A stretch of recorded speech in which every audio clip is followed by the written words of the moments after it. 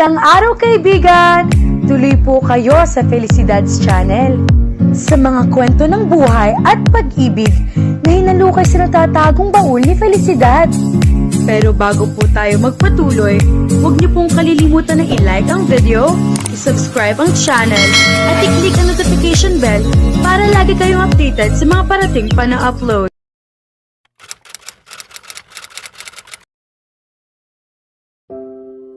Umuwi sina Lucas, Liam, at Daisy sa kani-kanilang mga bahay matapos nila akong iwan sa sitwasyong ito. Nakakaramdam ako ng matinding pagkakasala, ngunit kasabay nito ay may kaba rin akong makipag-usap kay Maya ngayon. Pagtingin ko sa kanya, napansin kong sumisinghot siya at punang luha ang kanyang mga mata. Agad akong lumapit sa kanya at umupo sa kama sa tabi niya. Ano nang nangyari? Bakit ka umiiyak? May masakit ba sa iyo? Saan masakit? Sandali, tatawagan ko si Liam. Hindi pa siguro siya nakakalayo, sabi ko habang kinukuha ang aking telepono upang tawagan si Liam. Huwag! Sigaw ni Maya. Ano? Nagtataka kong tanong. Ibig kong sabihin. Huwag mo siyang tawagan. Ayos lang ako. Doon ako bahagyang nakahinga ng maluwag. Kung ganoon, ano ang problema? Bakit ka umiiyak? Tanong ko muli. Hindi ako ganito. Hindi ko alam kung bakit ako nag-react ng ganoon. Hindi ako yung tipo ng taong nagtatanim ng sama ng loob ng matagal. Pasensya na sa pagsigaw ko sa iyo at sa mga masasakit na salitang nasabi ko. Patawad talaga, sabi niya habang lalo pang umiiyak. Makinig ka. Wala kang kasalanan. Ako ang may pagkakamali. Hindi ka dapat humingi ng tawad sa akin. Tama na ang pag-iyak. Gabi na, dapat ka nang matulog. Pag-uusapan natin ito kapag maayos ka na, sabi ko, ngunit hindi pa rin siya tumigil. Maya, tigilan mo na ang pag-iyak. Wala kang ginawang mali.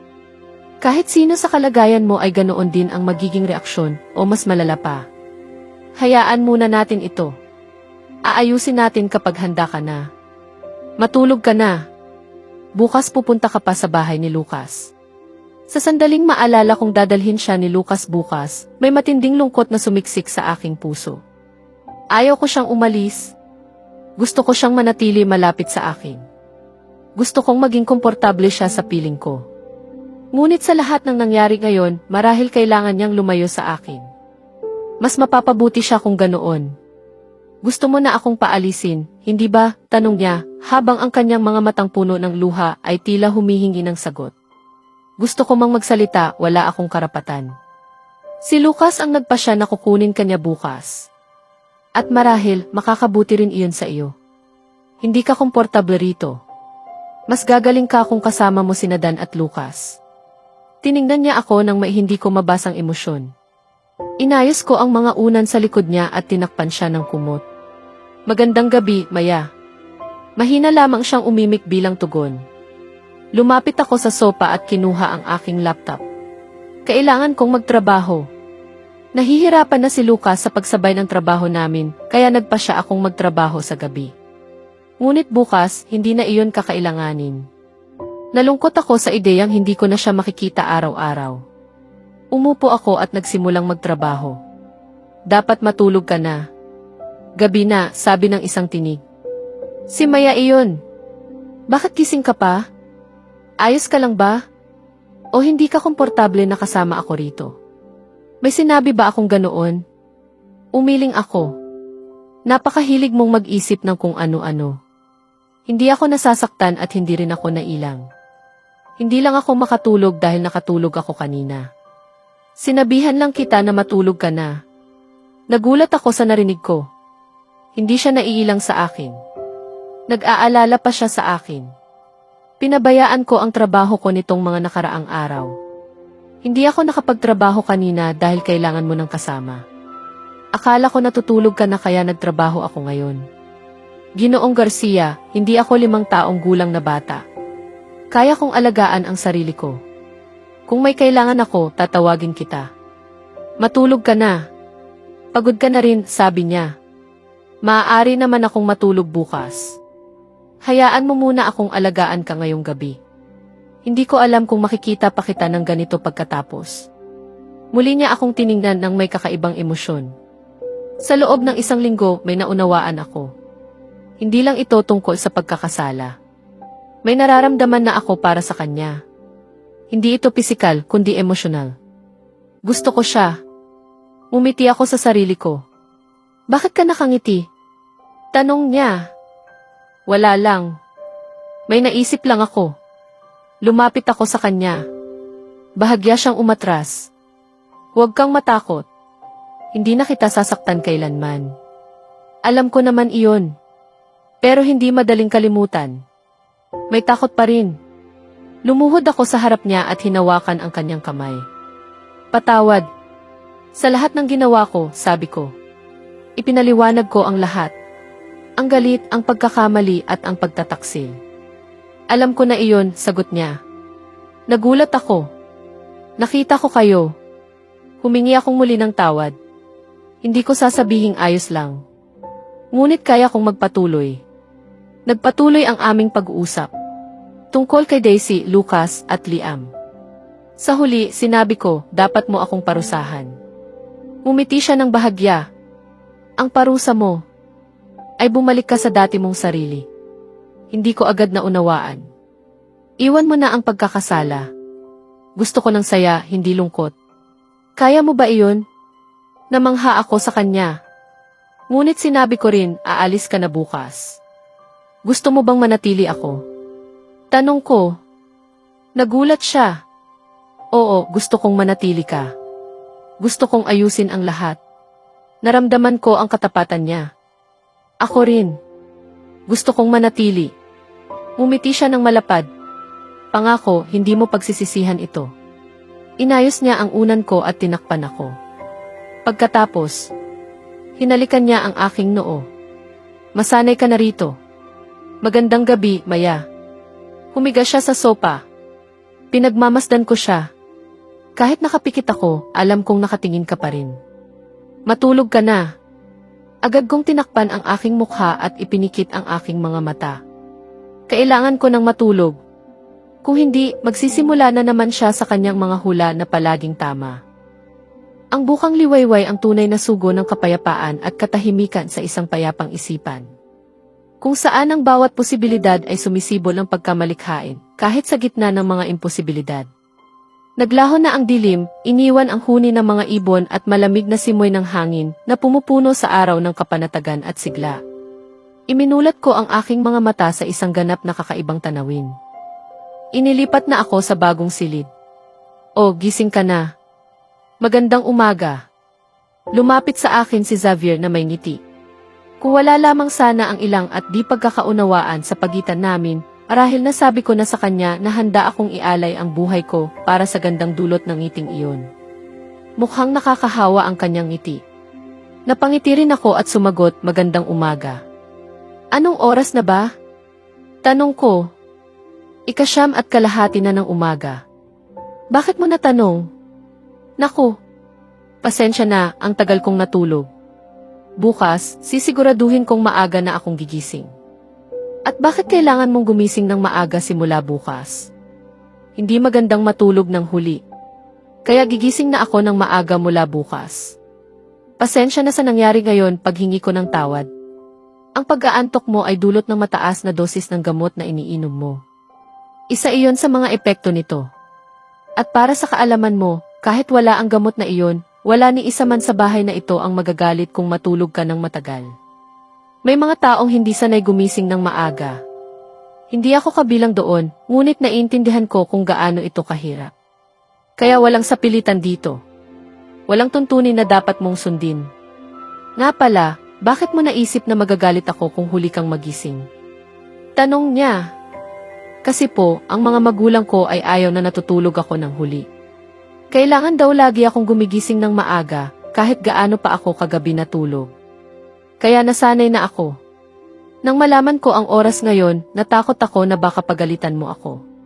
Salamat sa pagbabahagi mo niyan. At bagaman gusto kitang purihin sa pagiging tapat, sasabihin ko rin na wala ka na sa bahay ng iyong mga magulang. Hindi mo kailangang sumunod sa ganoong mga patakaran dito. Hindi mo kailangang matakot. Malaya ka rito. Maaari mong gawin ang nais mo at higit sa lahat. Maaari kang maging ikaw. Ito ang iyong tahanan. Maaari kang kumilos ayon sa gusto mo. Walang husga sa iyo, sabi ko ng buong katapatan. Salamat sa magagandang salita mo, ngunit nagkakamali ka sa isang bagay. Hindi ito ang bahay ko. Sa iyo ito, sagot niya. Sana may paraan upang maipakita ko sa iyo ang nasa loob ko. Ngunit sa ngayon, salita lamang ang mayroon ako. At tandaan mo ang sinasabi ko. Ito ang iyong tahanan. Lahat ng narito ay para sa iyo. Maaari mong gawin ang nais mo. At maniwala ka, bumalik na ako mula sa aking paglalakbay sa pagkakasala nang hilingin mo iyon. Hindi ko ito sinasabi dahil sa konsensya o pagsisisi. Totoo ang bawat salita ko. Tinitigan niya ako ng may pagtataka. Parang nakakita ng isang bagay na imposibleng mangyari. Ibubuka sana niya ang kanyang bibig upang magsalita, ngunit hindi na niya itinuloy. Marahil ay wala siyang mahanap na salita. Napansin kong madalas na itong mangyayari simula nang mapagtanto ko ang nararamdaman ko para sa kanya. Sa tuwing naiisip ko siya, kusa akong napapangiti. Ang mga labi kong matagal nang hindi ngumiti ay muling bumabalik sa dating anyo. Ang kanyang tinig, ang kanyang malalaking mata, ang kanyang kutis, ang kanyang ngiti. Lahat sa kanya ay nakatatak na sa puso ko. Ginoong Garcia. Tawag niya na pumigil sa aking pag-iisip. Ah, oo. Kanina pa kita tinatawag. Hindi mo ako naririnig. Pasensya na. May sinasabi ka? Oo, gusto ko sanang bumangon at gumamit ng banyo. Sige, maingat ko siyang binuhat upang hindi siya masaktan. Ginoong Garcia, ano ang ginagawa mo? Dinadala ka sa banyo. Hindi ba halata? Oo, pero may wheelchair naman ako. Bakit pa natin pahihirapan ang bagay na iyon kung may kasama kang malakas at gwapong tagapaghatid, biro ko? Bahagya siyang napangiti. Anong gusto mong gawin? Banyo muna o magsipilyo? Banyo muna. Nasa labas lang ako. Tawagin mo ako kapag tapos ka na. Tumango siya at maingat na pumasok. Habang naghihintay ako sa labas, may narinig akong bumagsak sa loob. Agad akong pumasok. Ano nang nangyari? Ayos ka lang ba? Nakita ko siyang nakatayo, may hawak na sipilyo. Nahulog ang toothpaste sa sahig. Pagtingin ko sa kanya, punang luha ang kanyang mga mata. Lumapit ako at hinawakan ang kanyang balikat. Ano nang problema, Maya? Ayos lang ako. Nanginginig niyang sagot. Kung ganoon, bakit ka naiiyak? Pakiramdam ko. Wala akong magawa. Hindi ko man lang mabuksan ang toothpaste. Hindi ko rin mapulot. Kailangan ko ng tulong kahit sa maliliit na bagay. May tumulong luha mula sa kanyang mata. Pinunasan ko iyon. May mga pagkakataon talagang kailangan natin ng tulong. Hindi natin kayang gawin ang lahat ng mag-isa. Huwag mong tingnan ito bilang kahinaan. Oo, may bali ang braso at binti mo ngayon, ngunit maaari ka pa ring maging masaya. Isipin mo na lamang na may kasama kang tagapaglingkod buong oras. Ako iyon. Gawin mo itong masaya. Maaari mo akong utusan anumang oras. Ipinaliwanag niya sa akin sa pinakamaamong paraan na ang mahalaga ay kung paano natin tinatanggap ang problema. Alam mo, mahusay kang magsalita. Magtiwala ka, pinipigil ko pa ang sarili ko kapag kasama kita. Kung hindi, baka kung ano na ang nangyari sa atin dito, sabi niya nang may bahagyang ngiti at pahiwatig. Nagkunwari akong hindi ko naintindihan. Ano ang ibig mong sabihin? Wala iyon, aking inosenteng anghel. Sipilyuhin muna natin ang iyong ngipin. Kinuha niya ang toothpaste at sipilyo. Buksan mo ang bibig mo. Ano ba, kaya ko iyon. Akala ko may tagapag-alaga kang gumagawa niyan para sa iyo, biro niya. Huwag kang mang-asar. Ngunit sumunod pa rin ako. Maingat niya akong sinipilyuhan, tinulungan maghugas at inayos. Pagkatapos, pinaupo niya ako sa kama at inihain ang almusal. Masarap ba? Tanong niya. Napakasarap, sagot ko. Ngunit napasinghap ako sa sarap. Huwag kang gumawa ng ganoong tunog, mahinang sabi niya. Hindi ko siya pinansin. Pinunasan niya ang aking bibig na parang bata ako. Pwede mo ba akong tulungan? Nandito ako para sa iyo, ginang, sabi niya na yumuko pa. Pwede bang tumigil ka na dyan, natatawa kong sabi. Kinuha niya ang aking telepono. Marami kang mensahe at 119 na tawag. Kaninong galing? Nakalock. Ikaw na tumingin. 150898 sabi ko. Iyon ba ang password? Oo, yon ang password. Labis siyang nagulat. Hindi ako mangmang, sabi niya. Kay John lahat. Napansin ko ang pagbabago sa kanyang mukha. Tawagan mo siya. Tinawagan niya at inilagay sa speaker. Bago siya umalis, hinawakan ko ang kanyang pulso. Ano na, Maya? Nasaan ka? Napaka-irresponsable mo. Galit na sabi ni John. Bago ako makasagot, sumingit si Xavier. Huwag mong tataasan ng boses ang asawa ko. Nagulat si John. Pinahinto ko si Xavier. Pasensya na, naaksidente ako, paliwanag ko. Pasensya na rin, sagot ni John. Nag-usap kami tungkol sa trabaho. Nang tawagin niya akong mahal, napansin kong nagbago ang mukha ni Xavier. Hindi ko alam kung bakit. Matapos ang usapan, tinanong ako ni Xavier. Maaari mo bang ipaliwanag ang lahat?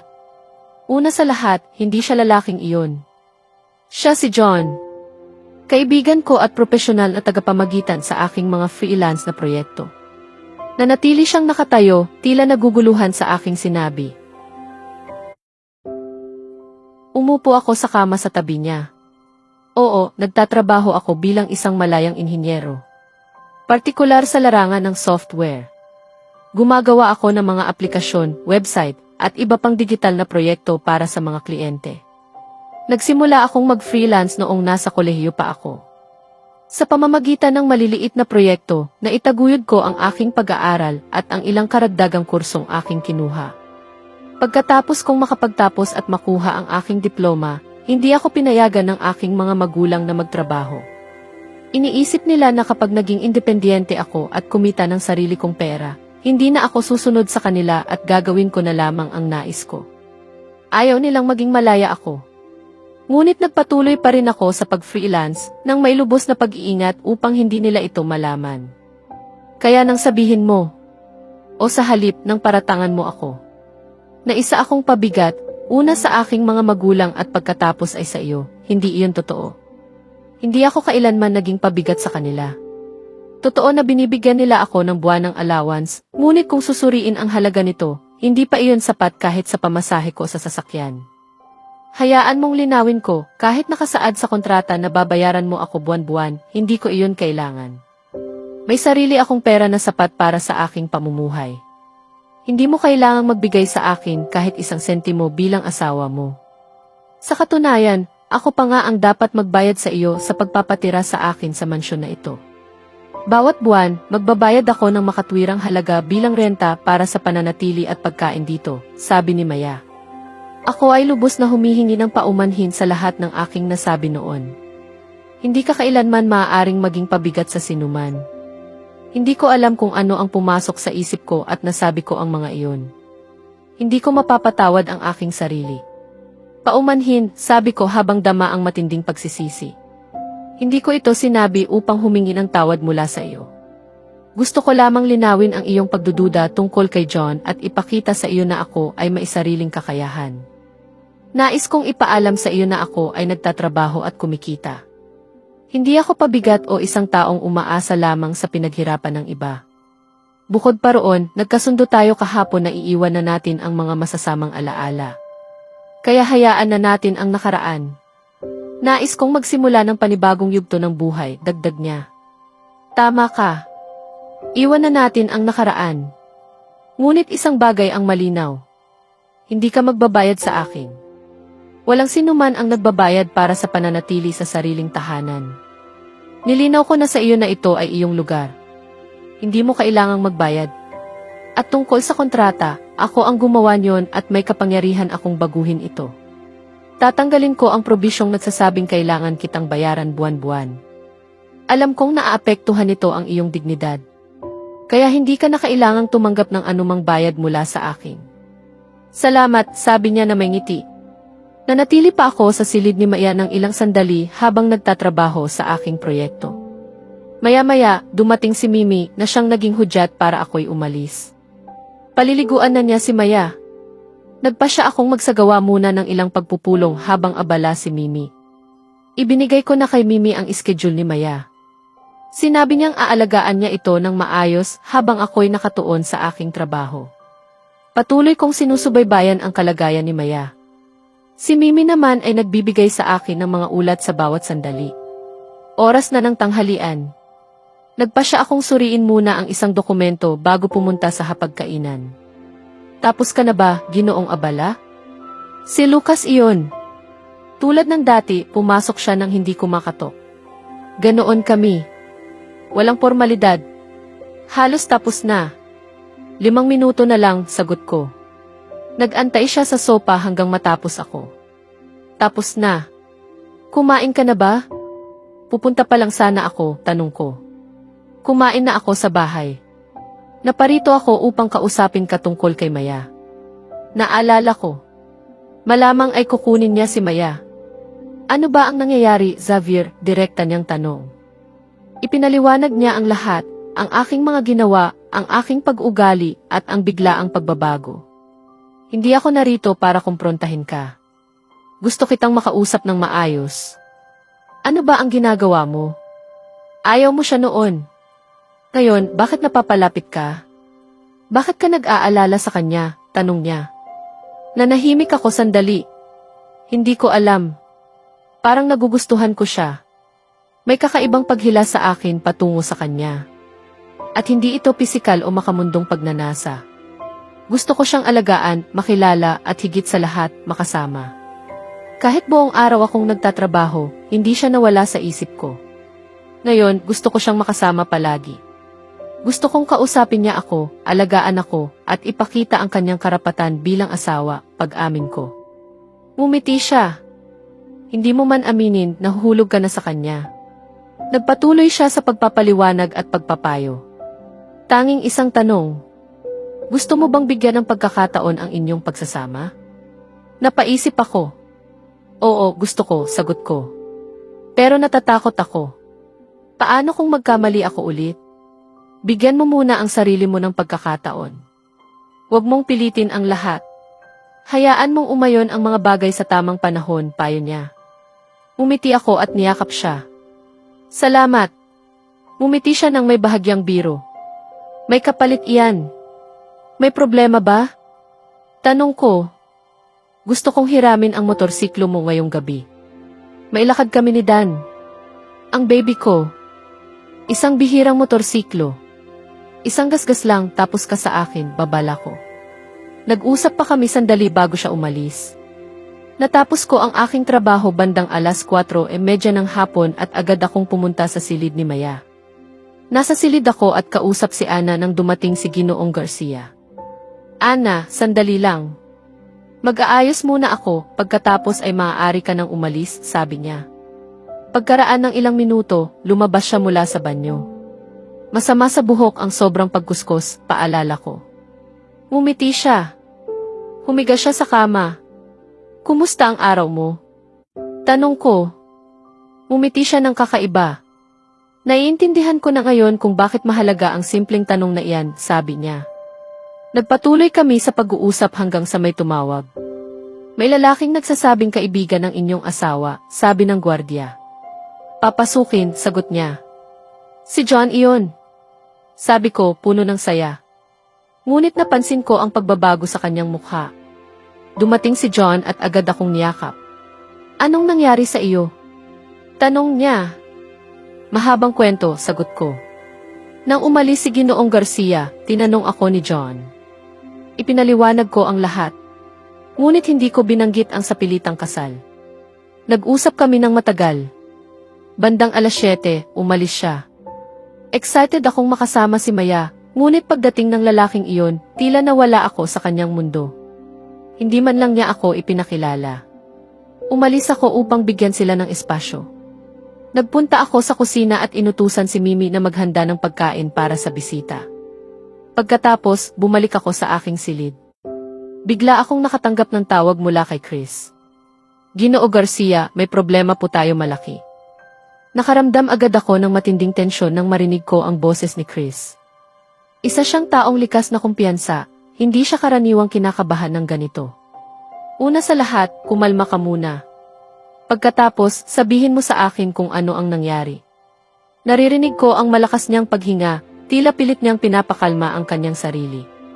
Ginoo. Gumuho ang mga resort at bar sa Pransya. Parang nagkawasak-wasak ang lahat. Ano ang ibig mong sabihin, Chris? Linawin mo. Ginoo, nagsagawa ako ng pagsusuri sa sistema. Nabigla ako sa nakita ko. Tumakas si Ginoong Landicho dala ang lahat ng detalye at pondo mula sa lahat ng resort at bar sa Pransya. Siya lamang ang may access sa lahat ng impormasyon sa bangko at mahahalagang dokumento. 2 araw na siyang nawawala at ngayong araw, napakalaking halaga ang pumasok sa kanyang account. Halos katumbas ng halagang nawala sa atin. Ano, paano nangyari yon? Paano niya nagawang makuha ang lahat ng pera?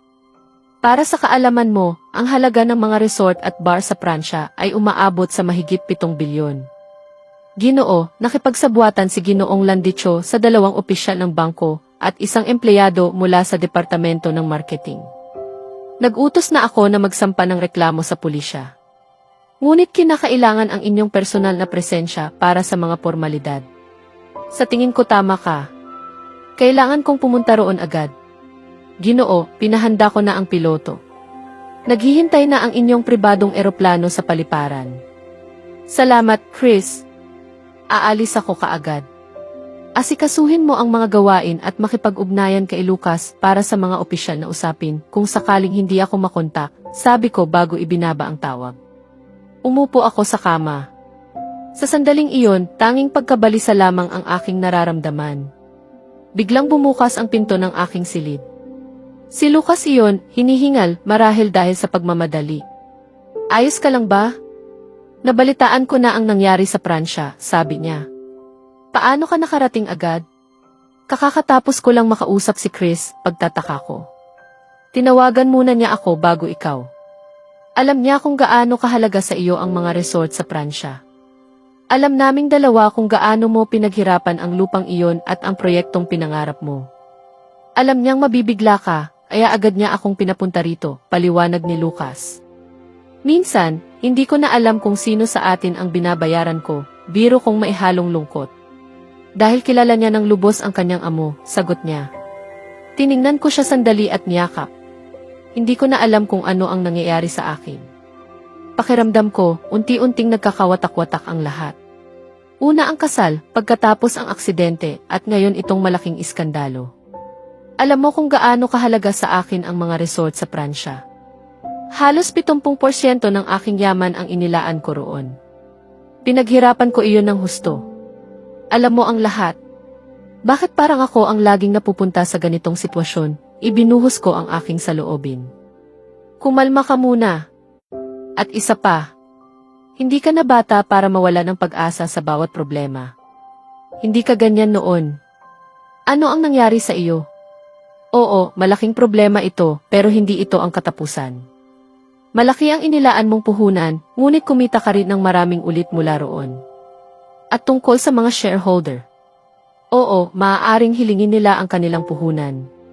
Ngunit alam mo rin na tayo ang mayoryang may-ari ng kumpanya sa Pransya. Ikaw ay may 52% bahagi at ako naman ay may 31%. Ibig sabihin, 83% ay nasa atin. Ang natitirang 17% na lamang ang kailangang asikasuhin at iyon ay kung hihilingin nila ang kanilang puhunan. Hindi ka pa nga nakakarating doon. Hindi mo pa alam ang buong sitwasyon. Kaya sa halip na mag-alala rito, mas mabuti pang maghanda ka at umalis na agad papuntang Pransya. Kailangan ka roon, sabi ni Lucas. Sa tingin ko tama ka. Hindi ako dapat magpatalo sa takot. Aalis na ako ngayon. Magpapalit lang ako, sagot ko. Ako na ang bahala sa paghahanda, sabi niya. Hindi na kailangan. May mga gamit na ako roon. Kunin mo na lang ang aking pasaporte at mga dokumento sa aking silid-aralan, utos ko. Agad siyang umalis at nagbihis ako. Paglabas ko, dala na niya ang aking mga dokumento. Ngunit sa halip na lumabas, umakyat siya sa ikalawang palapag. Saan ka pupunta? Ayaw mo bang makita si Maya bago ka umalis? Tanong niya. Hindi, diretso kong sagot. Sigurado ka? Hindi ka agad makakabalik. Kung makikita ko siya, hindi ako makakaalis. Hindi ako makakapag-concentrate sa trabaho. Lagi siyang papasok sa isip ko pag amin ko. Ito ang pinakamahirap na desisyong ginawa ko. Ang iwan si Maya. Ngunit alam kong ligtas siya kina Mimi, Lucas, Dan, Liam at Daisy. Sige, kung iyan ang nais mo, sagot ni Lucas. Nagpunta kami sa paliparan. Ibinilin ko sa kanya ang lahat ng dapat gawin habang wala ako. Mula sa pag-aalaga kay Maya hanggang sa mga gawain sa kumpanya. Iniwan niya ako roon at agad akong lumipad patungong Pransya. Mag-isang oras na akong nakaupo sa silid. Walang pumupunta. Labis akong nababato. Bandang 8:00, dumating sina Ana at Lucas. Kasama nila si Rene na nagtutulak ng hapunan. Napansin kong mukhang balisa sila. Ano ang nangyari? Tanong ko. May nais sabihin si Lucas, pero kumain ka muna, sabi ni Ana. Pinilit niya akong kumain at uminom ng gamot. Matapos iyon, umalis siya. Lumapit si Lucas at hinawakan ang aking kamay. Huwag mong masamain ang sasabihin ko, panimula niya. Ano iyon? Umalis si Xavier papuntang Pransya. Napatingin ako sa kanya at napatawa. Ngunit nang makita kong seryoso siya, nanahimik ako. Hindi ito biro, Maya. Ako mismo ang naghatid sa kanya sa paliparan, sabi niya. Dahan-dahang pumasok sa isip ko ang katotohanan. Hindi ko napansin na tumulo na pala ang luha ko. Hindi man lang niya ako nasabihan. Mahina kong tanong. Masyadong apurahan ang sitwasyon, paliwanag niya. Ibig mong sabihin, kahit 1 minuto para ipaalam sa akin ay nasayang pa. Hindi ganoon. Nagkakamali na ang direksyon ng usapan natin, sagot niya. Akala ko. Kahit kaunti may pagkakataon kami. Pero mukhang mali ako. Siguro wala lang talaga ako sa kanya. Huwag mong isipin iyon. Napakahirap para sa kanya ang umalis. Kailangan ko pa siyang kumbinsihin. At tungkol sa hindi niya pagsabi sa iyo. Ayaw kanyang makita bago umalis. Dahil hindi niya kakayaning iwan ka kung makita kanya, paliwanag ni Lucas. Tahimik akong nakinig. Kung nakita kanya, baka hindi na siya umalis kahit mawala pa ang lahat, dagdag niya. Sa tingin ko tama ka, ngunit hindi siya magiging emosyonal para sa akin, sagot ko. Sana alam mo ang totoo, mahina niyang sabi. Anong ibig mong sabihin? Wala iyon. Matulog ka na. Umiti ako at tumango. Naglatag siya sa sopa. Ano ang ginagawa mo? Tanong ko. Dito ako matutulog. Huwag na. Malaki ang kama. Kapatid kita. Walang dapat ikailang, sabi ko. Ayokong makasakit sa iyo kahit hindi sinasadya, sagot niya. Hindi iyon mangyayari, sabi ko nang may bahagyang higpit. Napatawa siya. Akala mo nakakatakot ka, pero nakakatawa ka, biro niya. Binato ko siya ng unan at nauwi kami sa tawanan. Nag-usap kami sandali bago matulog. Nakahiga ako sa kama sa loob ng eroplano. Isa ito sa mga pribilehiyo ng pagiging mayaman, ang magkaroon ng sariling kama sa pribadong eroplano. Ngunit hindi mapalayo ang isip ko kay Maya. Ano kaya ang ginagawa niya ngayon? Ayos lang kaya siya? Nais kong tawagan siya. Ngunit pinigilan ko ang sarili ko. Alam kong kapag ginawa ko iyon, hindi ko mapipigilan ang sarili kong gawin ito ng paulit-ulit. Kailangan kong unahin ang kumpanya. Hindi lamang pera ang nakataya, kundi ang kabuhayan ng libo-libong empleyado. Hindi ko maaaring ipagsapalaran ang kanilang kinabukasan dahil lamang sa aking damdamin. Dumating ako sa Pransya at agad nagsimula sa trabaho. Nakipagpulong ako sa bangko at nalaman kong sangkot ang isang empleyado. Ngunit may hinala ako na may kinalaman din ang tagapamahala. Sapagkat walang transaksyon ang maaaring maganap ng walang kanyang pahintulot. Nakipag-ugnayan din ako sa pulisya at sinimulan ang masusing investigasyon. Sa kabila ng lahat, hindi nawala sa isip ko ang mukha ni Maya at ang kanyang tinig. Ngunit pinili kong ipagpatuloy ang aking tungkulin. Pagkalipas ng 1 buwan, sa kasalukuyan, nakaupo ako kasama si Lucas sa silid ni Liam, Hinihintay siyang dumating dala ang aking mga ulat. Ngayong araw, tinanggal na ang mga plaster sa aking kamay at binti. Napakasarap sa pakiramdam na makalaya mula sa mga iyon. Dumating si Liam na may dalang mga papel na pinaghinalaan kong aking mga ulat. Narito na ang iyong mga ulat, Maya, sabi niya. Pareho kaming umayos ng upo ni Lucas, sabik na malaman ang aking kalagayan. Nakuha ko na ang mga x-ray ng iyong kamay at binti. Sa ngayon, maayos ang lahat. Ngunit kailangan mong siguraduhin na hindi mo lalagyan ng bigat ang iyong binti. Tandaan mo, hindi ito nagalaw sa loob ng 40 araw. Kakailanganin ito ng 2 hanggang 3 araw upang muling gumana ng normal, paliwanag niya. Tumango ako. At ang kamay niya? Tanong ni Lucas. Ayos na ayos iyon. Maaaring makaranas siya ng bahagyang hirap sa paggalaw sa loob ng ilang oras, ngunit hindi iyon dahil sa anumang problema. Sanhi lamang iyon ang kakulangan sa galaw nitong mga nakaraang araw. Mawawala rin iyon sa loob ng ilang oras. At tungkol sa operasyon sa namuong dugo, naging matagumpay iyon. Wala kang dapat ipag-alala, dagdag ni Liam. Maraming salamat, Liam. Kung hindi dahil sa iyo, hindi ako magiging ganito kaayos. Napakalaki ng nagawa mo nitong nakaraang buwan. Kahit abala ka, naglaan ka pa rin ng oras para sa akin. Salamat sa lahat, sabi ko. Ngumiti siya. Una sa lahat, tungkulin ko ito bilang doktor. At higit pa roon, kapatid kita. Bilang kapatid, gagawin ko ito. At higit pa kung kinakailangan. Sa totoo lang, minsan pakiramdam ko kami ang dapat magpasalamat sa iyo, Maya. Dahil sa iyo, nalaman namin kung ano ang pakiramdam na magkaroon ng kapatid, sabi ni Lucas. Tama si Lucas.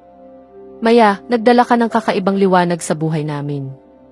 Dahil sa iyo, lalo kaming naging malapit sa isa't isa. Ang hindi namin naranasan noong kolehiyo, nangyari pagkatapos mong dumating. Ngayon, maituturing ko na silang tunay kong pamilya, dagdag ni Liam. Lubos akong naantig sa kanilang mga sinabi. Tama ka, Liam, isa talaga siyang kayamanan. Sa tingin ko, kailangan na nating umalis. Naghihintay na sina Dan at Daisy. Liam, sasama ka ba? Sabi ni Lucas. Oo, sandali lang. Ipapasa ko lang ang aking gawain sa ibang doktor. Habang naghihintay kami sa paradahan, biglang tumingin sa akin si Lucas. Hindi mo ba nami-miss si Xavier? Alam kong nami-miss mo siya. Pero gusto kong marinig iyon mula sa iyo. Napairap ako. Ilang beses mo pa ba itatanong iyan? Hanggat hindi mo sinasagot, sagot niya, seryoso. Ayoko pag-usapan iyan. Pagod na ako. Lumipas na ang panahong ginagamit mo ang iyong kalagayan para iwasan ang tanong na ito. Bahala ka, sabi ko at umiwas ng tingin. Sige, iniisip ko nang gawin ito noon pa. Pero dahil sa kalagayan mo, ayokong dagdagan ang iyong iniisip. Ngayong maayos ka na, mukhang kaya mo na mag-isa. Hindi mo na kailangan ng kapatid. Nanlaki ang mga mata ko. Tumalikod siya at naglakad palayo. Agad ko siyang hinabol at niyakap mula sa likod. Saan ka pupunta? Iiwan mo ba ako? Hindi mo pwedeng gawin iyon. Alam mo kung gaano ako napalapit sa inyo nitong nakaraang buwan. Anong silbi ng pagiging malapit kung hindi mo ako itinuturing na pamilya? Hinarap ko siya. Kita ko ang sakit sa kanyang mga mata. Hindi iyon totoo. Napakahalaga mo sa akin. Wala man akong tunay na kapatid, sigurado akong kahit meron, mas mamahalin ko pa rin kayo ni Liam. Napuno ng luha ang aking mga mata. Sasabihin ko sa iyo kung bakit, sabi ni Liam na biglang lumapit. Alam mong mahalaga ka sa amin.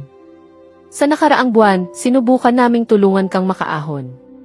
Malaki ang pinagbago mo, pero hindi pa tuluyang gumagaling ang iyong damdamin. Kailangan mong magbukas sa amin. Hindi mo maaaring itago ang lahat sa sarili mo. Alam naming gusto mong pag-usapan si Xavier. Nakita namin kung gaano mo siya nami-miss. Naririnig ka naming binabanggit ang pangalan niya sa iyong mga panaginip. Kaya gusto naming magsalita ka, paliwanag niya. Nabigla ako. Bakit hindi ninyo sinabi sa akin noon? Naghintay kami na ikaw mismo ang magsabi, sagot ni Lucas. Ngayon, magsasalita ka na ba? Hindi ko na kayang magtago pa. Oo, nami-miss ko si Ginoong Garcia. Sobra. Lalo na pagkatapos ng aksidente, nang akala kong magbabago ang lahat, bigla siyang umalis nang hindi man lang nagpapaalam. Akala ko masasanay ako. Pero kabaliktaran ang nangyari. Mas lalo ko siyang nami-miss. Gusto ko siyang makausap. O kahit makita man lang, sabi ko bago tuluyang mapaiyak. Agad nila akong niyakap. Salamat, sabi ko kalaunan. Mas magaan na ang pakiramdam ko. Tumunog ang telepono ni Lucas. Si Dan, sabi niya. Matapos ang tawag, sinabi niyang naghihintay na ang lahat sa bahay. Sandali, sabi ko. Kailangan ninyong mangako na hindi ninyo sasabihin kay Ginoong Garcia ang tungkol dito. Nagtinginan sila. Alam kong may kinalaman siya sa mga tanong ninyo. Kaya mangako kayo. Napakatalino mo talaga, sabi ni Liam. Sige, hindi namin sasabihin, sagot ni Lucas. Umiti ako ng may kumpiyansa. Pagdating sa mansyon, nakita naming parang may handaan. Hindi ko naman gusto ng engranding selebrasyon, sabi ko. Umalik ka na sa dati mong lakas. Dapat ipagdiwang iyan, sabi ni Daisy. Umiti ako. Sa loob ng 1 buwan, naging malapit ako sa lahat. Lalo na kay Ana. Ibinigay niya sa akin ang pagmamahal na hindi ko naranasan sa aking ina. Kinagabihan, nahirapan akong makatulog. Nakinig ako ng musika nang may maramdaman akong galaw. Bigla akong kinabahan. May kamay na humawak sa akin. Napahiyaw ako, ngunit tinakpan ang aking bibig. Nang bumukas ang ilaw, natigilan ako. Mahilig ka bang sumigaw at magpumiglas? Tanong ni Ginoong Garcia. Hindi ako makapaniwala. Paano ka napunta rito? Bahagi pa rin ito ng aking tahanan, sagot niya. Akala ko panaginip. Ngunit nang mapatunayan kong totoo. Napangiti ako. Talagang narito ka? Oo, umupo ako. Hindi ko alam ang sasabihin. Bigla niya akong niyakap. Natigilan ako. Agad siyang humiwalay. Paumanhin kung hindi ka naging komportable. Namiss mo ako? Tanong ko. Oo, namimiss kita. Napangiti ako. Nag-usap kami ng bahagya. Matulog ka na, sabi niya. Maghahatid ako sa iyo. Naglakad kami hanggang hagdan. Magandang gabi, Maya. Magandang gabi, Ginoong Garcia. Hinawakan niya ang aking pulso. Paumanhin kong lumalampas ako sa hangganan. Pero maaari ba kitang yakapin muli? Gusto ko lamang maramdaman na ayos ka at kasama kita. Nakatungo siya habang sinasabi iyon, tila walang lakas ng loob na tumingin sa aking mga mata. Bago pa ako makatingala sa kanya, bigla niya akong niyakap. Iyon na iyon. Hindi ako makapaniwala. Si Maya. Ang aking Maya. Ang aking asawa. Niyakap niya ako. Hindi ko maintindihan kung ano ang dapat kong gawin o kung paano ako tutugon. Para bang tumigil ang pag-ikot ng oras. Nagbalik lamang ako sa aking ulirat nang higpitan niya ang yakap. Doon ko napagtanto na nakatayo lang pala ako, hindi man lang siya nayayakap pabalik. Dahan-dahan kong ibinalot ang aking mga braso sa kanya, at nang maramdaman kong hindi siya nailang, lalo kong hinigpitan ang aking yakap. Nais ko siyang yakapin ng mahigpit, na para bang hindi na siya kailanman mawawala sa akin. Nanatili kami sa ganoong ayos ng ilang sandali bago kami naghiwalay. Umiti siya sa akin at marahang nagsabi, "Magandang gabi, Ginoong Garcia." Pagkatapos niyon ay nagtungo siya sa kusina. Naiwan akong nakatayo roon, nakatingin sa papalayong anyo niya. Hindi ko maipaliwanag ang nararamdaman ko, ngunit napansin kong nakangiti ako mag-isa, at tila umiinit ang aking mga pisngi. Doon ko napagtanto, iyon ang una naming yakap at ako'y namumula sa alaala nito. Bago pa ako may makakita na ako'y namumula, dali-dali akong nagtungo sa aking silid. Pagpasok ko, nagpalit ako ng damit. Isang t-shirt at pantalon. At humiga sa kama habang nakatingin sa kisame. Paulit-ulit na bumabalik sa aking isipan at damdamin ang eksenang iyon. Ilang oras din ang lumipas bago ako tuluyang nilamon ng antok. Bumalik na siya. Sa wakas, narito na si Ginoong Garcia. Hindi ko maipahayag kung gaano ako kasaya nang makita ko siyang muli sa harap ko. Hindi ko maunawaan ang kahulugan ng saya na iyon, ngunit napakagaan itong damhin. Nang yakapin niya ako kanina sa silid, natigilan ako. Hindi ko alam kung ano ang gagawin, at bago ko pa siya mayakap pabalik, bumitaw na siya, marahil ay inakala niyang hindi ako komportable. Ngunit hindi iyon ang totoo. Gusto kong maramdaman ang kanyang presensya, ngunit tila mali ang kanyang pagkaunawa. Pagdating sa may hagdan, nang tanungin niya kung maaari niya akong yakapin, hindi na ako nag-atubili kahit isang segundo. Agad ko siyang niyakap. Sandali rin bago niya tuluyang naunawaan na ako ang naunang kumilos. Nang yakapin niya ako pabalik, hindi ko maipaliwanag kung bakit, ngunit tila nang hina ang aking katawan. Kung hindi niya ako mahigpit na hinawakan, baka tuluyan akong napaluhod. Napakapayapa ng pakiramdam na mailapit ang aking ulo sa kanyang balikat. Marahil, ito na ang tinatawag nilang paraiso. Ayaw ko na sanang kumawala, ngunit kalaunan ay naghiwalay din kami at nagbatian ng magandang gabi. Hindi ako agad nakatulog pagbalik ko sa silid. Ramdam ko pa rin ang init sa aking mga pisngi. Bandang hating gabi na ako nakatulog. May tila marahang gumising sa aking diwa. Parang may liwanag na pilit akong pinamumulat upang masaksihan ang katahimikan ng umaga. Ang mapuputing sinag ng araw na sumisilip sa bintana at kortina ay nagbibigay liwanag sa iba't ibang kulay ng kayumangging nagkakahalo. Sa gitna ng liwanag, ang mga sinag ay tila sumasabay sa galaw ng kortina, banayad ngunit matatag, nagbibigay hugis at anyo sa paligid. Unti-unting tumitindi at lumalambot ang liwanag, tila sinasabing oras na upang iwan ang komportableng higaan. Bumangon ako at sinilip ang relo sa tabi ng kama. 10:30 na ng umaga. Dahil hindi ako nakatulog agad kagabi, nahuli ako ng gising. Paggunit ako sa yakap kagabi, muli itong sumagi sa isip ko. Bago pa ako muling mamula at malunod sa alaala, agad akong tumayo at nagtungo sa banyo. Pagkatapos mag-ayos, nagtungo ako sa kusina upang mag-almusal. Magandang umaga, Ana. Masigla kong bati sabay yakap sa kanya. Magandang umaga, mahal. Ano ang dahilan ng mahigpit na yakap at ngiti? Tanong niya habang niyayakap din ako. Wala naman. Masaya lang ako. Hinihinala ko may kinalaman ito sa pagbabalik ni Xavier. Tanong niya na may ngiti. Hindi, wala iyon, sagot ko, ngunit ramdam ko ang init sa aking pisngi. Ibig mong sabihin, hindi ka masaya na bumalik siya? Hindi iyon ang ibig kong sabihin. Kung gayon, ano? Usisan niya. Ako, nagugutom na ako, sagot ko, hindi makasagot ng maayos. Mag-relax ka lang. Binibiro lang kita. Halika, ihahain ko na ang almusal mo, sabi niya habang natatawa. Nahihiya akong umupo sa hapagkainan. Inihain ng kasambahay ang pagkain at umupo si Ana sa tabi ko upang samahan ako. Palihim akong tumingin sa paligid, hinahanap si Ginoong Garcia, ngunit wala siya roon. May hinahanap ka ba? Tanong ni Ana. Wala. Bakit mo natanong? Sagot ko. Alam ko, hinahanap mo si Xavier. Maaga siyang umalis papuntang opisina. May kailangang asikasuhin. Pero Sabado ngayon, araw ng pahinga. Walang pahinga ang may responsibilidad. Siya ang pinuno. Kailangan niyang naroon kapag kinakailangan, sagot niya. Oo, tama ka. Matapos kumain, bumalik ako sa silid at kinuha ang aking laptop upang ipagpatuloy ang proyekto. Habang sinusuri ko ang mga detalye, tumunog ang aking telepono. Hindi kilalang numero.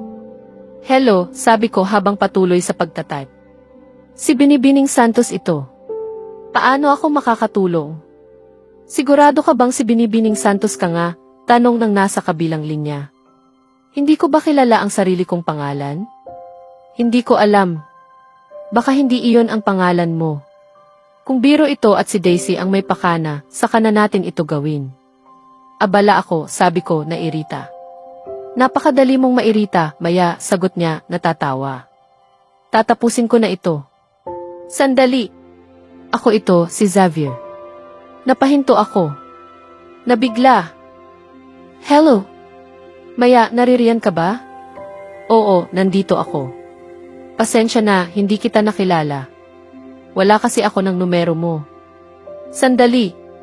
Paano mo nakuha ang numero ko? Bakit naman hindi ko makukuha ang numero ng asawa ko? May kailangan ka ba? Tanong ko. Hindi ba ako maaaring tumawag ng walang dahilan? hindi iyon ang ibig kong sabihin. Biro lang. Sige, gusto ko lang malaman. Ano ang gagawin mo mamayang gabi? Wala naman. May tatapusin lang akong code, pero matatapos iyon mamayang hapon. Mabuti. May gusto sana akong itanong. Sige, ano yon? Bakit ang hirap nito? Narinig kong bulalas niya. Diretsahin mo na, narinig ko ang boses ni Lucas. Nandyan ba si Lucas? Tanong ko. Oo, nandito. Hi, Maya. Bati ni Lucas. Ano iyon? May gustong itanong si Xavier pero nahihirapan. Ano iyon? Xavier, ikaw na ba o ako? Biro niya. Ako na. Lumabas ka na nga sa opisina ko, sagot ni Xavier. Hoy! Huwag mong kausapin ng ganoon ang kapatid ko. Depensa ko. Salamat sa pagligtas, kapatid, natatawang sabi ni Lucas. Lumabas ka na. Utos ni Xavier. Maya, nandyan ka pa? Oo, nandito pa ako. Libre ka ba mamayang gabi? Natanong mo na iyan. Ano? Sasama ka ba sa akin sa hapunan? Napanganga ako. Hapunan. Kasama ako. Bakit hindi? Baka mapahiya kita. Hinding-hindi. Sige, sasama ako. Magaling. Maghanda ka mamayang 7:00. Susunduin kita. At agad niyang ibinaba ang tawag. Lumipas ang araw at nang sumapit ang gabi, handa na ako. Pagdating niya, tumuloy siya sa silid ni Dan. Naroon ako habang kinukuhanan niya ako ng litrato. Tumatawa kami. Pagpasok niya, natigilan siya. Napakaganda, kusa niyang nasabi. Namula ako. Paglabas ni Dan, kami na lamang ang naiwan. Pasensya na sa kapatid ko, sabi niya. Alam ko na, sagot ko. Alam mo? Oo, alam ko. Tungkol sa date. Hindi ka ba tutol? Hindi. Ngumiti siya ng malapad. Inilahad niya ang kanyang kamay. Tinanggap ko iyon. Pagdating sa sasakyan, piniringan niya ako. Magtiwala ka, sabi niya. Pumayag ako. Pagdating namin, binuhat niya ako palabas. Pag-alis ng piring, tumambad ang inihanda niyang lugar. Tahimik ako sandali. Kung may mali, pasensya na. Ngayon lang ako naghanda ng ganito. Dalampasigan. Oo, nasa dalampasigan kami. Ang mga alon ay lumilikha ng napakagandang tunog na tila kumakapit sa kaluluwa. Iba ang pakiramdam ng dalampasigan sa gabi kumpara sa araw. Iisa ang lugar, ngunit nagbabago ang himig ng kapaligiran. Ang dilim ng gabi sa dalampasigan ay bumabalot ng isang payapang damdamin. Ang kawalan ng mga tao ay nagbibigay liwanag sa mga detalyeng hindi napapansin sa araw. Nagdudulot ito ng pakiramdam ng kalayaan at kaunting takot na kaakibat ng nangingibabaw na kapayapaan. Ang buwan at mga bituin na kumikislap sa tubig, sumasabay sa pagtaas at pagbaba ng mga alon, ay tila nag-aanyaya sa amin sa isang bagong mundo. Isang mundong puno lamang ng kaligayahan at kapayapaan. Tumingin ako kay Ginoong Garcia at nakita kong nakatitig siya sa akin ng buong atensyon. Maraming salamat, Ginoong Garcia. Hindi ko maipaliwanag kung gaano ako kasaya ngayon. Matagal na rin mula nang huli akong nakakita ng dagat. Napakasarap sa pakiramdam na narito ako. Maraming salamat. Lubos kong pinahahalagahan ang kanyang pagsisikap at pag-iisip upang dalhin ako rito. Salamat sa Diyos at nagustuhan mo. Kinabahan ako na baka hindi mo ito magustuhan, sabi niya habang inilalagay ang kamay sa kanyang dibdib, na tila nakasalalay dito ang kanyang buhay. Muli akong tumingin sa dalampasigan at sa inihanda niyang ayos. May isang maliit na mesa at mga upuan para sa hapunan sa pagitan ng mga puno. Kumikinang ito sa dilaw kahel na ilaw. Pinalamutya ng mga kandila at puting kurtina, mistula itong isang maliit na palasyong marangal. Sa di kalayuan, may isang parang tolda na may malalambot na unan at ilaw. Para itong isang komportableng higaan. Nagustuhan mo ba? Tanong niya, puno ng pag-asang makita ang aking sagot. Biro ba ito? Labis kong nagustuhan. Ito ang aking pangarap na pagdidate. Maraming salamat, sabi ko habang niyayakap siya ng may kasabikan. Nagulat siya sandali, ngunit niyakap din niya ako pabalik. May kakaibang kapayapaan akong nararamdaman sa kanyang mga bisig. Ayaw ko sanang kumalas. Matapos ang aming maikling yakap, hinawakan niya ang aking kamay at inakay ako patungo sa dalampasigan. Sandali kaming tumayo roon, pinagmamasdan ang kumikislap na mga bituin sa tubig. Pagkatapos, dinala niya ako sa mesa. Bilang isang maginoo, hinila niya ang upuan para sa akin. Nakahanda na ang hapunan. Pagkaing Mexicano. Bulalas ko sa tuwa. Medyo nagdududa na ako rito. Tinulungan ka ni Daisy, hindi ba? Sa totoo lang, oo, tinanong ko siya tungkol sa mga gusto mo. Sinabi niyang mahilig ka sa dalampasigan at sa pagkaing Mexicano. Ngunit ipinapangako kong iyon lamang ang itinulong niya. Ako ang nag-ayos ng lahat ng iba pa. Maraming salamat. Labis ko itong nagustuhan. Ikinagagalak ko, sagot niya na may ngiti.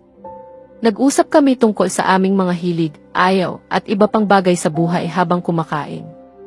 Nalaman kong mahilig siya sa gitara at mahusay siyang tumugtog. Ibinahagi rin niya wala pa siyang naging seryosong relasyon noon. Ang mga nakilala niya ay tulad ni Carol. Mga babaeng panandali ang kasama lamang. Tapat siya sa mga bagay na iyon. Ibinahagi ko rin na nagkaroon ako ng nobyo noon, ngunit hindi ko muna sinabi ang detalye. Iginagalang niya iyon. Unti-unti akong naging komportable sa kanya. Para bang nais ko pang ipagpatuloy ang pag-uusap. Matapos ang hapunan, naglakad kami sa tabi ng dalampasigan at bumalik sa may tolda. Umupo kami roon, pinagmamasdan ang nakamamanghang ganda ng dagat at ang sayaw ng mga alon. Hindi ko alam kung ano ang nangyari sa akin nang ipatong ko ang ulo ko sa kanyang dibdib. Para bang inangkin ng katahimikan at ng mahiwagang kapaligiran ang aking pagkatao. Sumandal ako sa kanya at inilapit ang ulo sa kanyang puso. Naririnig ko ang mabilis niyang tibok na tila sumasabay sa himig ng mga alon. Bilang tugon, inakbayan niya ako at mas hinigpitan ang yakap. May gusto akong sabihin sa iyo, Maya, basag niya sa katahimikan. Ano yon, tugon ko. Mahalaga ito, Maya. Tumingin ka sa akin. Itinaas ko ang ulo ko at tumingin sa kanya. May kakaibang sakit sa kanyang mga mata. Ako. Sa unang pagkakataon, nakita ko siyang nawawalan ng kumpiyansa at nautal. Ano ang problema, Ginoong Garcia? Ayos ka lang ba? Oo, hindi ko lang alam kung paano ko ito sasabihin. Sa pamamagitan ng pagsasalita, marahil biro ko upang gumaan ang tensyon. Hindi nakatatawa. Sabihin mo lang, nangangako akong hindi kita husgahan. Sige, huminga siya ng malalim at nagsabi, humihingi ako ng paumanhin. Nagulat ako. Para saan? Pakiusap, hayaan mo akong tapusin. Humihingi ako ng paumanhin sa lahat, sa maliliit man o malalaking pagkakamali. Sa pang-insulto sa iyo, sa pagtawag ng masasakit na salita, sa pagdududa sa iyong pagkatao, sa paglalagay sa iyo sa panganib, sa pagiging isang napakasamang tao, at sa lahat ng hindi ko na matandaan. Hindi ko akalaing ang pagdating mo sa buhay ko ay magdadala ng ganitong pagbabago. Dumating ka bilang isang estranghero at ngayon ikaw na ang pinakamahalagang tao sa akin. Ibinalik mo ang aking malasakit. Bago ka dumating para akong isang makinang nasa katawan ng tao. Muli mo akong ginawang tao. Ikaw ay isang inspirasyon sa akin. Ang paraan ng iyong pakikibaka sa buhay ng walang sapat na suporta, nakakapagbigay iyon sa akin ng paghanga. At muli, humihingi ako ng paumanhin sa masasakit kong sinabi sa iyo. Hindi ko alam kung mapapatawad mo ako, ngunit hindi ko mapapatawad ang aking sarili. Hindi ako makapagsalita. Napaluha ako sa kanyang paghingi ng tawad. Ginoong Garcia, ayos na iyon. Nalampasan na natin iyon. Nakikita kong nagsisikap kang magbago, iyon ang mahalaga. Hindi iyon sapat, Maya. Hindi iyon sapat. Sigaw niya. Muntik ka nang mamatay dahil sa akin. Hindi ko kayang maging dahilan ng kamatayan ng iba. Hindi na muli. Ano ang ibig mong sabihin na muli? Ang mga magulang ko. Namatay sila dahil sa akin. Ikinuwento niya ang nangyari noong siya 16 pa lamang. Ang pagkuha niya ng kotse, ang pag-inom dahil sa impluwensya ng kaibigan, ang pagkakahuli ng pulis, at ang aksidenteng kumitil sa buhay ng kanyang mga magulang. Niyakap ko siya habang umiiyak siya sa aking balikat. Matapos ang ilang sandali, sinabi ko, nais mo bang pag-usapan iyon ng mas malalim? Makakatulong iyon. Tinapos niya ang kwento. Ang aksidente, ang pagkawala at ang bigat ng konsensya na matagal niyang dala. Nanatili kaming magkayakap ng matagal. Pagkaraan, umatras siya. Pasensya na, Maya. Dapat para sa iyo ang gabing ito. Hindi ko dapat ito ginawang tungkol sa nakaraan ko. Hinawakan ko ang kanyang mukha. Ang gabing ito ay para sa atin.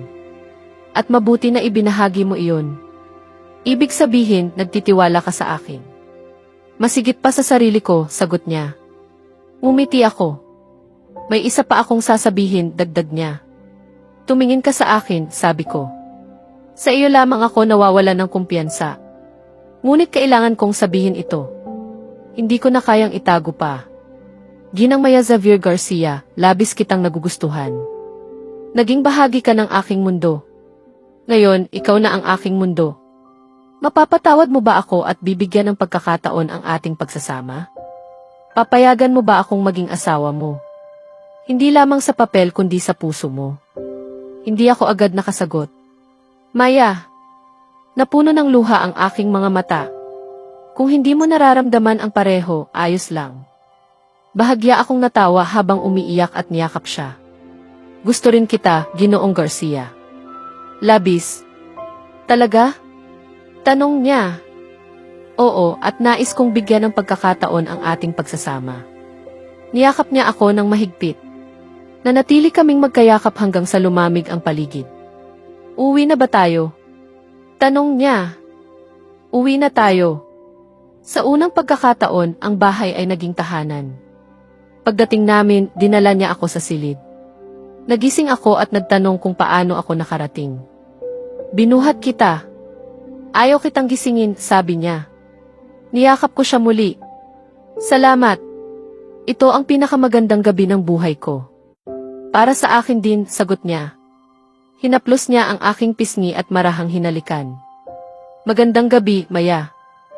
Sumikat ang araw ng maliwanag at malinaw. Pumasok ang sinag ng araw sa aking bintana, dala ang panibagong pag-asa at mga mithiin. Unti-unting pumasok ang liwanag ng umaga sa aking silid. Kinusap ko ang aking inaantok na mga mata at lumapit sa bintana. May bahagyang perlas na liwanag sa kalangitan. Ang unang sinag ng araw ay nagbigay liwanag sa aking silid, kasabay ng maririkit na huni ng mga ibon na dahan-dahang pumapasok sa aking pandinig. Ang sumisikat na araw ay nagkulay rosa sa kalangitan. Ang ginintuang sinag nito ay nagbigay buhay sa tanawin. Ang bagong sibol na araw ay marahang sumilay sa mga lansangan ng lungsod, kasabay ng pagsisimula ng mga gawain sa umaga. Eksaktong 6:00 ng umaga noon. Bagamat hindi ako agad nakatulog kagabi dahil sa pamumula ng aking pisngi, nalunod naman ako sa magagandang alaala ng aming naging pagdedate kahapon. Nais kong magsimula ng panibago ngayon. Sabi nila, ang pagsisimula ng araw kasabay ng pagsikat ng araw ay nagbibigay ng magandang sigla sa kalooban. Nagising ako kasabay ng araw. Talagang pinahahalagahan ko ang napiling lokasyon ni Ginoong Garcia para sa kanyang mansyon. Malayo ito sa ingay ng lungsod at nagbibigay ng napakagandang tanawin ng pagsikat at paglubog ng araw. Natapos ko ang aking mga gawain sa umaga at nagtungo sa kusina upang kumuha ng kape bandang 7:00. Bumaba ako sa hagdan at bago pa ako makarating sa kusina, pumasok si Ginoong Garcia sa sala habang nagjo-jogging. Umiti siya ng malapad sa akin at ginantihan ko rin iyon ng ngiti. Lumapit siya, hinalikan ang aking pisngi at agad na nagtungo sa kanyang silid nang hindi na lumilingon habang marahang humuhuni. Automatikong napunta ang aking kamay sa pisngi kung saan niya ako hinalikan at kusang namukadkad ang ngiti sa aking labi. Mukhang naging maganda ang inyong pagdedate, sabi ni Ana habang papalabas ng kusina. Oo, paano mo nalaman? Sapat na ang ngiti at pamumula ng iyong pisngi para masabi iyon. Lalo akong namula sa sinabi niya. Ayos lang ba kung ako ang maghahanda ng almusal ngayon? Tanong ko kay Ana. Oo naman. Bahay mo ito. Hindi mo kailangang humingi ng pahintulot. Salamat. Mukhang handa ka na. May pupuntahan ka ba? Oo, pupunta ako sa tahanan para sa matatanda. Ngayon na maayos ka na at kaya mo nang alagaan ang sarili mo, maaari na akong bumalik sa aking nakasanayang gawain tuwing katapusan ng linggo. Ang maglaan ng oras sa kanila. Ay oo nga pala. Nabanggit mo iyon dati. Mag-ingat ka sa sarili mo at pati kay Xavier. Huwag kang gagawa ng mabibigat na gawain. Ibinigay ko na rin ang menu ngayon sa kusinero. Siya na ang bahala sa lahat. Kung nais mong gumawa ng anuman, maaari naman, ngunit unahin mo ang iyong kalusugan. Huwag mo iyong pababayaan. Naiintindihan mo, paalala niya na tila isang ina. Umiti ako sa kanyang pag-aaruga. Ayos lang, Ana. Maaari kang umalis ng panatag. Kaya ko na ito. Sige, paalam at mag-ingat. Niyakap niya ako at tuluyang umalis. Hindi naman gaanong marami ang kailangang gawin sa kusina at sa mansyon ngayon. Kalahati ng mga tauhan ay nakalive na, at sa tingin ko, nararapat lamang na ang iba pa ay makapaglaan din ng oras sa kanilang mga pamilya. Nais kong hilingin kay Ginoong Garcia kung maaari niyang payagan ang iba pang tauhan na magpahinga rin.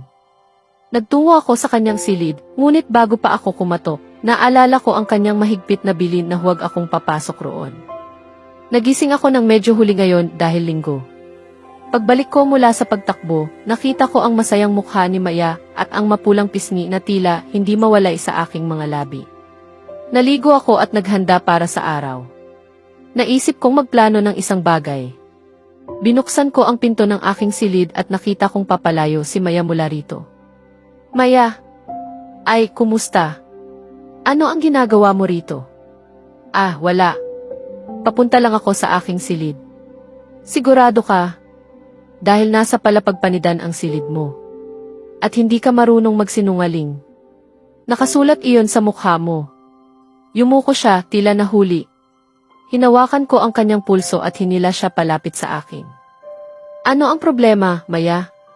Nais ko sanang hilingin kung maaari mong bigyan ng pahinga ang mga tauhan tuwing katapusan ng linggo.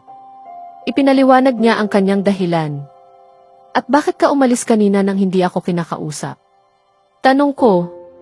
Naalala ko kasi. Ipinagbawal mong pumasok ako sa silid mo. Hinawakan ko ang kanyang mukha. Maya, patawarin mo ako. Kalimutan mo na iyon, pakiusap. Pinatawad na kita. Ngunit ang sugat na dulot ng salita ay nangangailangan ng panahon upang tuluyang maghilom. Isang luha ang pumatak mula sa kanyang mata. Pinunasan ko iyon at hinalikan ang kanyang noo. Inakap ko siya at tila sa yakap na iyon, unti-unting nabubuo muli ang mga piraso ng aming sarili. Hinila ko siya papasok sa aking silid. Ano ang ginagawa mo? Sigaw niya.